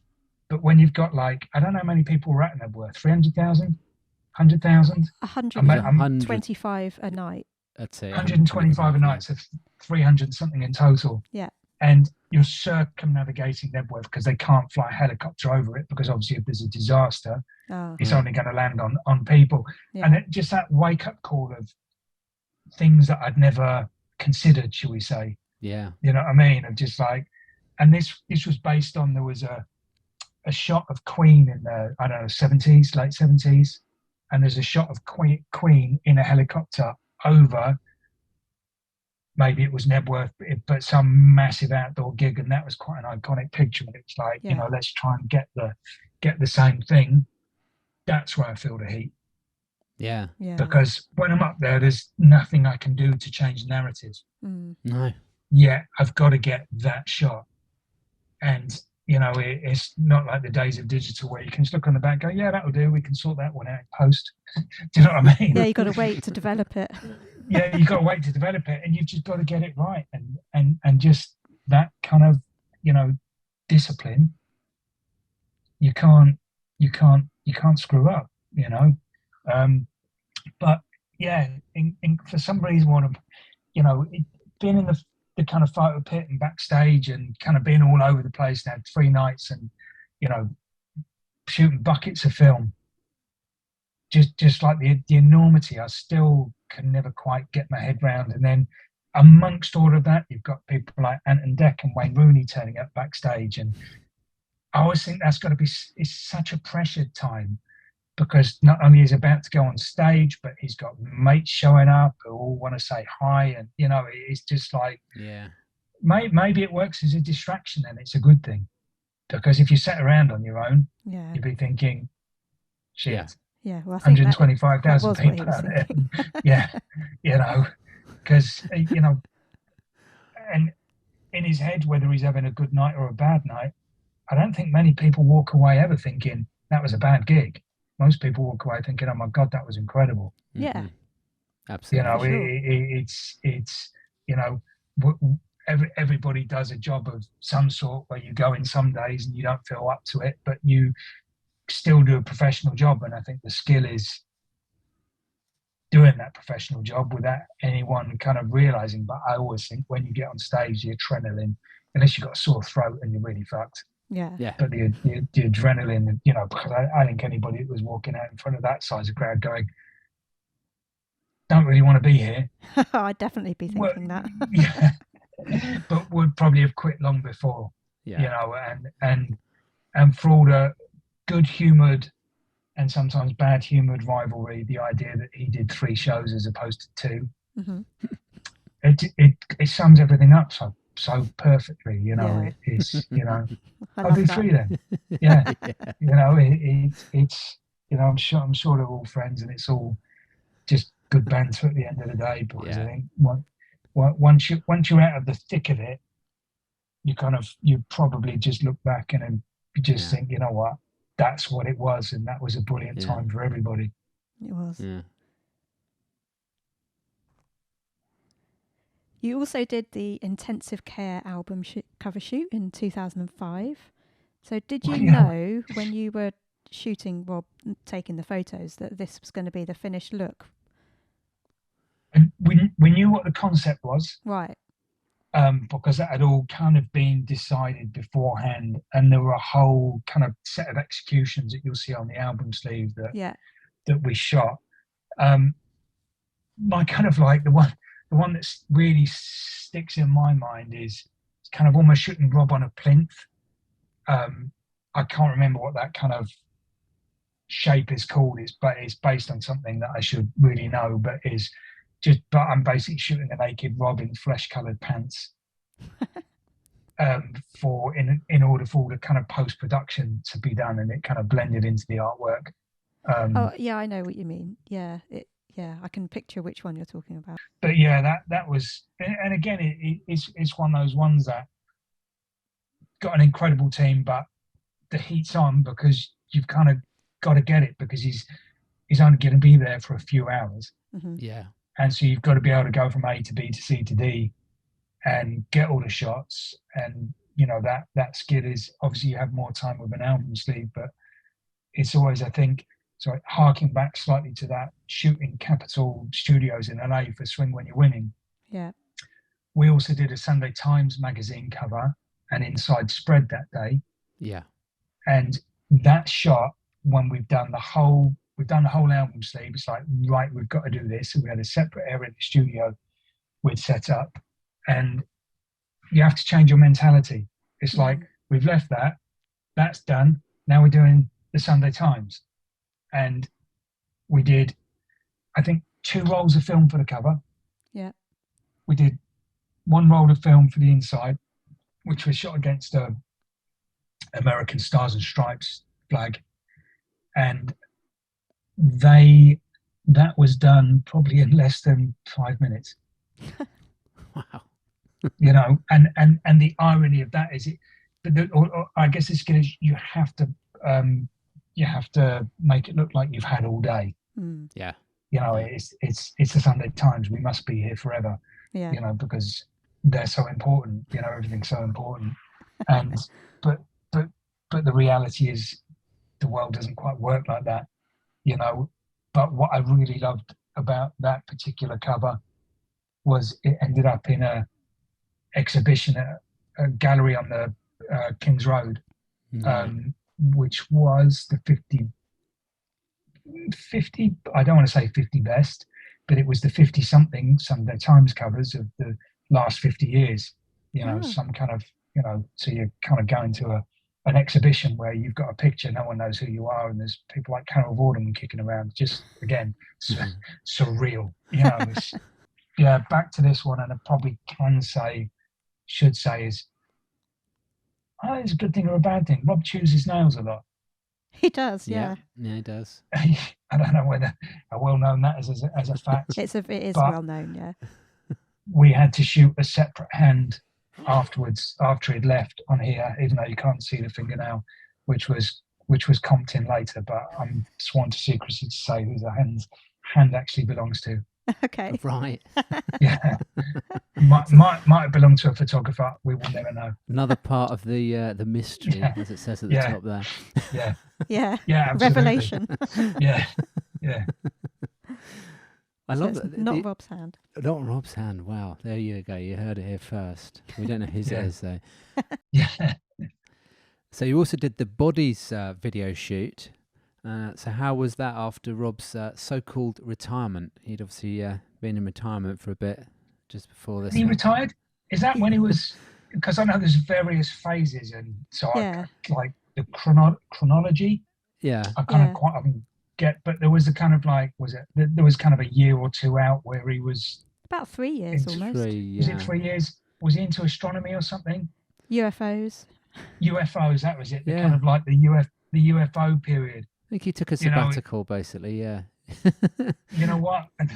And after that is probably, that's what we had, nearly 10 years of Rob solo by this point. What were we? 2005, 6, 7? Yeah. So Intensive Care came out in 2005. Rude Box 2006. Mm-hmm. So then from 2007 to the end of 2009, we had no Rob until Bodies came out. So was Bodies 2010? 2009. 2009. End of 2009. Yeah. Wow. I had no idea that was such a big span. Yeah. Okay. I can't call a book decade anymore, can I? Because 1970. Yeah, sorry. I confused myself. I thought Bodies was phenomenal. I loved the song. You know, I loved the video because it was, you know, I guess back to, I'm not going to say back to the old school, but it was definitely Vaughan video directing. It was definitely good fun, and it definitely felt like the kind of, I'm going to say the heat was off. Wow. But obviously it was blisteringly hot, you know, so the best part of the shoots would be, would probably be towards the end of the day when the heat had kind of dissipated a little bit. But that shot with Rob holding up the umbrella with love written on his hand, and straight between that little gap of somebody in, I think you call it a pork pie hat, that's Vaughan the director. Oh, is it? No, right. Oh, okay. Yeah, so I've got a few shots of Vaughan over the years, with Rob. Which sorry, I'm going to jump about if you don't mind. That's okay. Yeah. From the Angels video, there was a photograph where Rob's kind of got a sheepskin looking glove on and he's doing this to the camera. Yeah. Yeah. And I remember on the next shoot I did with him saying that was one of his favourite pictures of him ever that he'd done. And probably just because he was allowed to. I'm like, I don't care what you like, mate. And every single time we shot, without fail, almost the first frame of every shoot after that would be this. Yeah. And he'd just laugh. And you knew it was just kind of like game on. You know what I mean? And used to kind of joke about one day making a flick book of all these like these flicking in every shot. We've got some photos of that actually. We could skip forward to those quickly. Show those. Yeah. There we go. Oh yeah, sorry. There you go. So that one top left, the black and white on the Angels video, that pretty much started every single shoot I ever did with him, or it would happen at some point. I think on the one on the white, is that called You Know Me? You Know Me, yeah. You Know Me. That was like halfway through the day, because then it's like, oh shit, I forgot. It's kind of like, and I kind of loved all that. The one with the red stripe, red and white stripes. That's the Sunday Times shoot that happened very quickly, and that I kind of feel like he's had enough at that point. You know what I mean? Yeah. That's a long day and a long shoot with a shoot on the end, and he's probably knows he's got to go and do something else afterwards. How people at Rob's level hold it together, I'll never quite know. No. Because when you have those really full-on days and you just get home and you're just like, you can't even be bothered to cook because you're so frazzled. Yeah. It almost kind of feels like that. Every day. Just like that, but 24/7. Yeah. And it's. I think you've got to be stronger than you'll ever know to be able to go, oh yeah, June 24, I'm going to be in, I don't know, Dusseldorf or Australia on tour. Yeah. It's like having everything that planned out is a weight to carry around. Yeah. I guess you just learn to think of what's tomorrow or what's today. I think that's what he says, isn't it? That he tells his management not to tell him. He lives in the present moment. Yeah. Yes. They just say what's happening today. I think you have to, and the amount of, and not just Rob, but with the amount of, celebrities or sportsmen or sports people or just massive talents that you shoot. And I will always say, so how much do you know about the shoot when people arrive? And 9 times out of 10 they'll go, I don't know anything about it, what are we doing? Right. Yeah. Because they've not been told, because you just can't overload people with everything. Yeah. Otherwise they'll melt. And so people are like, why haven't they been told? It's like, because yesterday they were doing 20 other things. Let them focus on that. Then let's focus on today. Yeah. And it's kind of being productive, I guess. Yeah. So you provided some old photos from your archives for Rob's 25 album artwork. Yeah. Was it a trip down memory lane, digging through your old photos? And have you got any other unseen material that might see the light of day at some point? I think you might have already answered the latter, but what was it? Do you know what? Yeah, I was going to say, 2-part question. When anybody ever says, oh, can we get this one from then? Yeah. I go, have you got the contact sheet number? No, we haven't got the contact sheet anymore. And then my mind just goes into a mental panic. Oh, dear. Because in storage, I've got folder after folder of archival boxes that are all kind of labelled. But if I don't know what the date and the sheet, etc., is, I've just gone into needle in the haystack territory. Oh no. Wow. And so it can become, some people call themselves archivalists and they love it. Mm-hmm. My mind just goes into meltdown because I've got no contact sheet. because in those days you used to make 2 sets, and the management would have one, the record company would have one. Oh, right. Somebody would take some home, and everything would just end up all over the place. And I hold all the negatives, thank God. Yeah. Right. Because, you know, people at the record label would change, move on, would have stuffed them in a drawer, would Yeah. think, you know, that was last week, we're on to this, and it just may end up in a pile somewhere. And yeah, fortunately, I could locate them all. I've always been pretty careful with Rob stuff. You know, but yeah, it kind of costs a fortune in storage. So I'm glad to get it out once in a while, because at least I know it's served a purpose, rather than waking up in 25 years' time going, I never came back for any of those. What a shame I've just, you know, spent all that years storing it. But yeah, and then you're kind of in a storage unit trying to hold sheets of negatives up to the light, because you obviously you can't bring the whole lot back to my office. So I think there might actually be there are boxes up there with Robbie Williams written on, just from then, because that was last year, wasn't it? Last year. It was last year. Yeah, and it is just that slight panic of, God, what happens if that? Because also negatives, even though they're incredibly safe, kind of longevity and very safe archivally, stuff gets scratched. Right. Yeah. Negatives attract dust. You just kind of like, you don't want to open up the folder and find there's been a leak and something stuck together, which is why they're all in, you know, particular type of acid-free. God, this is kind of boring to tell you, but acid-free negative bags and boxes and all this kind of stuff. So, you know, if somebody wanted it in 50 years, it should still be there. You know, I'm under no illusions about the importance of my work, but one day, you know, it's like when you see pictures of, you know, the Beatles from a particular era that somebody's found in a box in a roof that belonged to a photographer that might have died 30 years ago. Yeah. It's just like, it's such a wow moment, because you can't, you know, no amount of, maybe I'm going to shoot myself in the foot, but no amount of AI can regenerate that for real. No, it just can't. Not. No, because, you know, AI has got a word in it, artificial. You know, that says everything. You know, it's those pictures of Elvis or whoever that, you know, Kurt Cobain.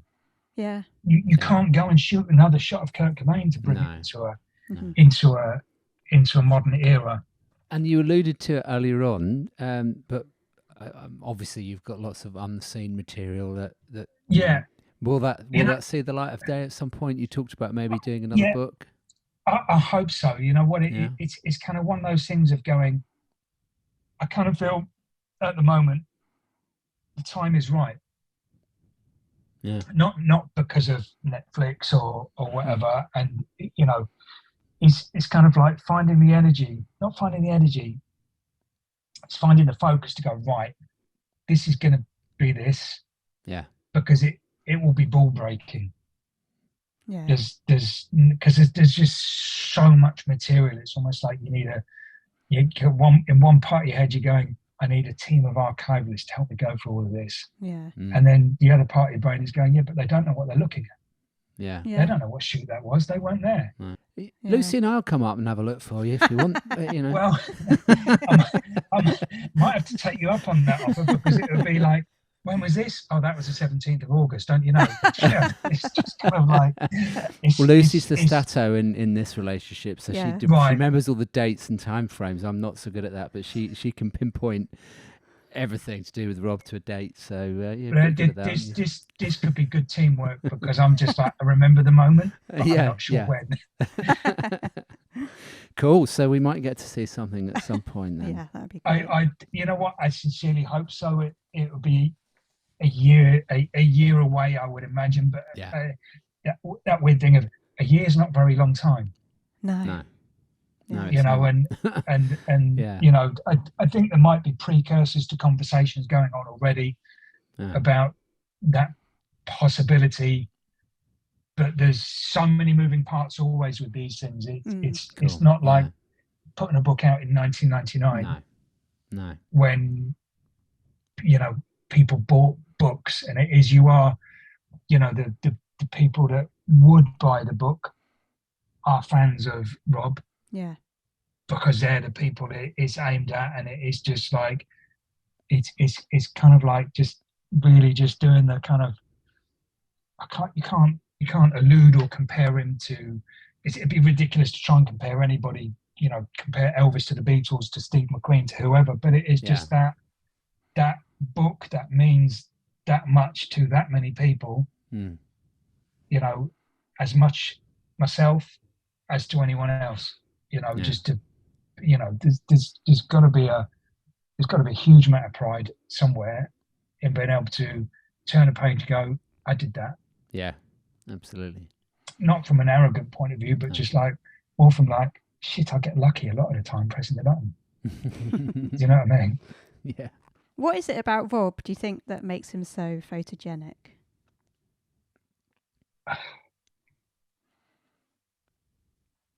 That's the hardest question, you know. I think, without doubt, I think a blend of character, personality, probably the same thing as character, Yeah. and good looks. Yeah. It's I'm trying to avoid using the word cheeky. Yeah. Because he looks brilliant when he's not being cheeky. Yeah, exactly. But that was just his starting point. Mm-hmm. And weirdly, I saw a picture of him on the red carpet at Cannes. Yeah. On Instagram. And I was just like, fuck me, you look incredible. Yeah, he really did. And he's 30 years on from starting a solo career. Yeah. Probably 40 years on from Take That. I don't know when to come and when, you know, how many years that whole process is. And yet he's walking out. And if you think of all the stuff he's been through and all the stuff he's done and all the, you know, kind of issues and stumbling blocks and hurdles he's had to overcome, to look that cinematic, for want of a better word, is some people just photograph incredibly well, and I'm not one of them. Yeah. And it, you know, he does. He just looked brilliant. Brilliant at Cannes. Yeah, it did. Everything about him is just demeanor looked amazing. Yeah. And some people have just got it. Yeah. You know, and he's one of those annoyingly good-looking bastards. You know what I mean? It's just, you know, you know, it's some people have the package. What I've also noticed is, and I know a lot of celebrities obviously get used to doing this, but Rob's very confident and comfortable with looking directly down the lens. Mm-hmm. Yeah. And I've seen him do it in his concerts as well, when obviously on the video as well as stills. But he has this, he enjoys looking for that lens, you know. I mean, he's obviously lived most of his life in front of a lens. Life through a lens. lens. Through a lens. But there's something about the connection that he makes when he's looking directly down that lens. Yeah, well, I think that I mean, the simple word there is the connection. It just connects, doesn't it? Yeah. You know, because I guess, I don't know, maybe it's the years of kind of like the pre-career, if you like, in Take That, of just kind of like that whole learning curve of just having the ability just to look straight down the lens and not kind of worry about it. Yeah. You know, or whatever, apart from the Russian World Cup. Well, that was another finger up moment. I think that was that gesture to you actually at that point. No, do you know what? Fortunately, I was up in the stands, so I can't even. You were actually there in Russia. I was in Russia, but I was. Oh wow! I was upstairs with a footballer called Zlatan Ibrahimovic, and Rob was down there because he was doing was it the opening or the halftime or whatever it was. It was the opening, and he just that caused a little bit of a storm. But I think there were bigger storms of outrage that kind of like swallowed up some of the media at the time. Yeah, I know there was at the opening game. There was they were showing a health and safety video, and it had gone to, you know, they were saying, you know, in multiple languages, no smoking in the stadium, and all this kind of stuff. Cut to a shot of Maradona, sat in the stands with a cigar, smoking. Do you know what I mean? It couldn't have been timed any worse. Oh, You that's know, funny. so it was all of that. But it's like, and how the world has changed since. Hey, you Yeah. Oh, know? yes. Yeah. Yes. So you might have covered quite a bit of this already, but what's the best thing about working with Rob for you? The results. Yeah. You know, in all honesty, it's coming away with the shots or these shots, and and it's not just knowing that they're good, but knowing that the people you've shot them for are really pleased too. Yeah. Yeah. That's I think that is the best thing is kind of Yeah. knowing that, you know, even hearing, like you said earlier, that the shot of Rob rearing on the horse is one of his favourites. Yeah. You know what I mean? Yeah. That kind of stuff makes my day, because it Yeah. is essentially what I'm there to do, because it's never about me, never has been about me. It's about him. Yeah. Do you see what I mean? Because it's you've got this incredible talent Yeah. who's Yeah. incredibly self-effacing, I think the word is, Mm-hmm. Absolutely. Yeah. who's by his own admission doesn't know which Rob's turning up. Yeah. I love it when I've delivered my end of the bargain. Do you know. have a favourite photo of Rob that you've taken? There's a lot that I love. Yeah. I think we'd probably have to go to the Angels cigarette, Yeah. just because that one, or the dressing room at Hammersmith. Mm-hmm. Mm-hmm. But as you know, I'm looking at the pictures on screen now. I think, you know, give me the bird, flicking the finger, whatever you want to call it. Yeah. All of those I love, because that's probably that connection that you talk about, looking straight down the lens and kind of delivering. And it's you know, there's just 2 million pictures of Rob out there that have been taken in various guises of smiley, cheeky, chappy. Yeah. I've got 100 of them. You know what I mean? But they're not the ones that really resonate so much at the end of the day, because it's, you know, we know he does smiley, cheeky, chappy. Yes. Yeah. You know, it's the moments in between the moments that Yeah. I think you're looking for. Absolutely. You know. So Hamish, thank you so much for joining us on the podcast. It's been incredible, hasn't it? Yes, thank you. Wow, what incredible stories, and what an amazing journey you've had with Rob, and just iconic photos that you've captured there of his journey as well. And yeah, it's just been fabulous. So thank you for spending this time with us. We really appreciate it. Do you know what? I didn't know what to expect, but it's been a real buzz, for want of a better word. Yeah. You know what I mean? Just thank you so much for having me. I hope you get everything you need. Yeah, I'm sure we Great. have. Thanks so you. much. Thanks, Have Hamish. Thanks, Have a great Hamish. week. I look forward to reading it, hearing it, seeing it. One of those See three. it. Okay. Thanks very much. All right. Take care. Cheers. Thank Bye. you. Bye-bye. Bye-bye. Bye. Robbie Williams Rewind.